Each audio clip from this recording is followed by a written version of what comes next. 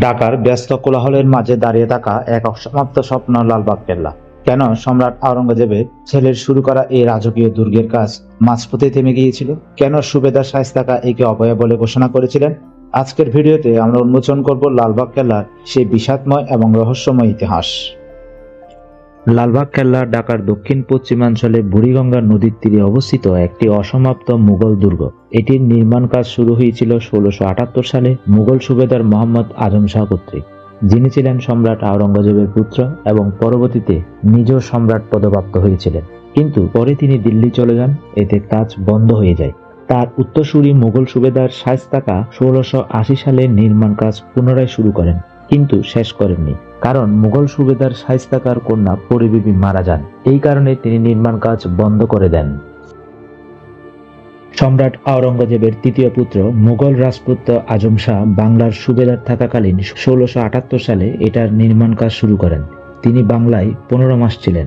দুর্গের নির্মাণ কাজ শেষ হওয়ার আগেই মারাঠা বিদ্রোহ দমনের জন্য পিতা সম্রাট আওরঙ্গজেব তাকে দিল্লি ডেকে পাঠান। এই সময় একটি মসজিদ ও দরবার হল নির্মাণের পর দুর্গ নির্মাণের কাজ থেমে যায়। সুবেদার শায়েস্তা খাঁ 1680 সালে পুনরায় বাংলার সুবেদার হিসেবে ঢাকায় এসে দুর্গের নির্মাণ কাজ পুনরায় শুরু করেন।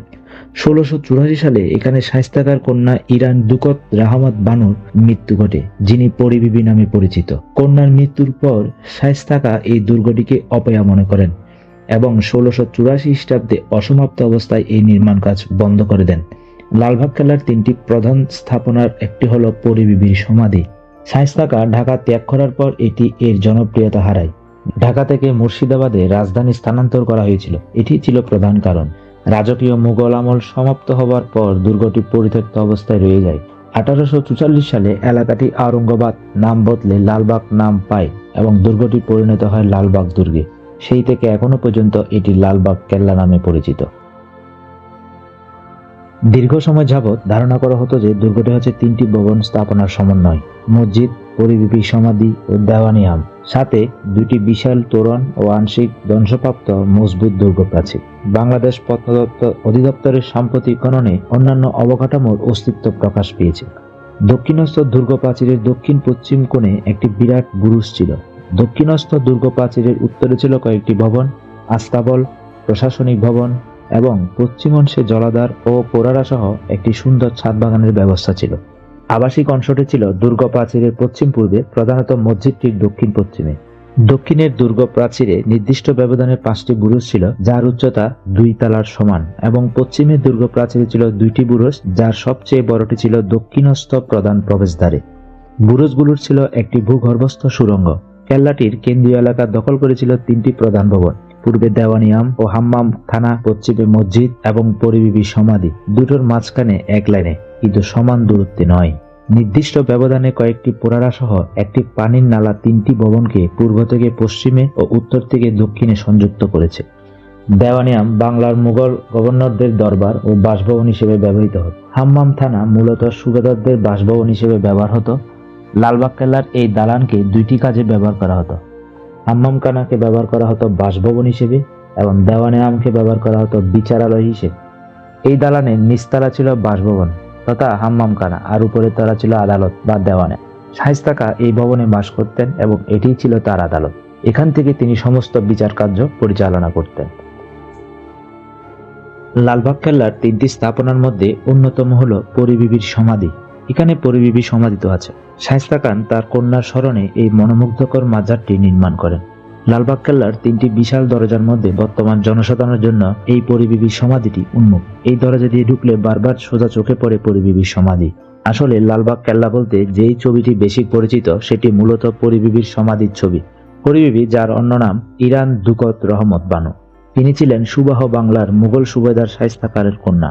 মুঘল সম্রাট আওরঙ্গজেবের পুত্র শাহজাদ মোহাম্মদ আজমের সাথে 1668 সালের 3 মে পরিবিবির বিয়ে হয়।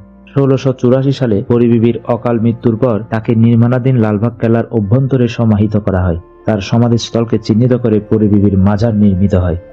পরিবিবির মাজারের স্থাপনাটি চতুষ্কোণ, মার্বেল পাথর, কোষ্ঠী পাথর ও বিভিন্ন রঙের ফুল পাতা সুশোভিত চাকচিক্যময় টালির সাহায্যে অভ্যন্তরীণ 9টি কক্ষ অলঙ্কৃত করা হয়েছিল। মাঝের একটি ঘরে পরিবিবির সমাধিস্থল এবং এই ঘরটি ঘিরে 8টি ঘর আছে। স্থাপনাটির ছাদ করবেল পদ্ধতিতে কুষ্টি পাথরের তৈরি এবং 4 কোণে 4টি অষ্টকোণ মিনার ও মাঝে একটি অষ্টকোণ গম্বুজ আছে। মূল সমাধির স্রোতের কেন্দ্রীয় কক্ষের উপরের এই গম্বুজটি একসময় স্বর্ণ খচিত ছিল। পরবর্তীতে পিতলের বা তামার পাত দিয়ে পুরো গম্বুজটিকে মুড়িয়ে দেওয়া হয়েছে। স্থাপনাটির অভ্যন্তরভাগ সাদা মার্বেল পাথর দিয়ে ঢাকা ছিল। 20.2 মিটার বর্গ আকৃতির এই সমাধিটি 1688 খ্রিস্টাব্দের পূর্বে নির্মিত। বিশেষজ্ঞদের অভিমত, বর্তমানে এখানে কোনো পরিবিবির মরদেহ নেই। লালবাগ কেল্লার আরেকটি অন্যতম স্থাপনা হল শাহী মসজিদ। সম্রাট আওরঙ্গজেবের তৃতীয় পুত্র শাহজাদা আজম বাংলার সুবাদার থাকাকালীন 3 গম্বুজওয়ালা দুর্গ মসজিদ এই মসজিদ নির্মাণ করেছিলেন। আর এই মসজিদটি নির্মাণ হয়েছিল 1678 থেকে 1679 খ্রিস্টাব্দে। আয়তাকারে 19.19 মিটার ইন্টু 9.84 মিটার নির্মিত 3 গম্বুজ বিশিষ্ট মসজিদটি এদেশের প্রচলিত মুঘল মসজিদের একটি আদর্শ উদাহরণ। বর্তমানে এই মসজিদটি মুসল্লিদের নামাজের জন্য ব্যবহৃত হয়ে আসছে। ভিডিওটি ভালো লাগলে লাইক দিন এবং ইতিহাস ও ঐতিহ্য সম্পর্কে জানতে আমাদের চ্যানেলটি সাবস্ক্রাইব করে বেল আইকনটি চেপে রাখুন। আপনার কাছে লালবাগ কেল্লার কোন বিষয়টি সবচেয়ে রহস্যময় বলে মনে হয় কমেন্টে আমাদের জানান। আজকের গল্প এখানেই শেষ। পরবর্তীতে কোনো অজানাকে জানানোর জন্য আমরা আবার হাজির হব। ততক্ষণ পর্যন্ত সুস্থ থাকুন, ভালো থাকুন। ধন্যবাদ।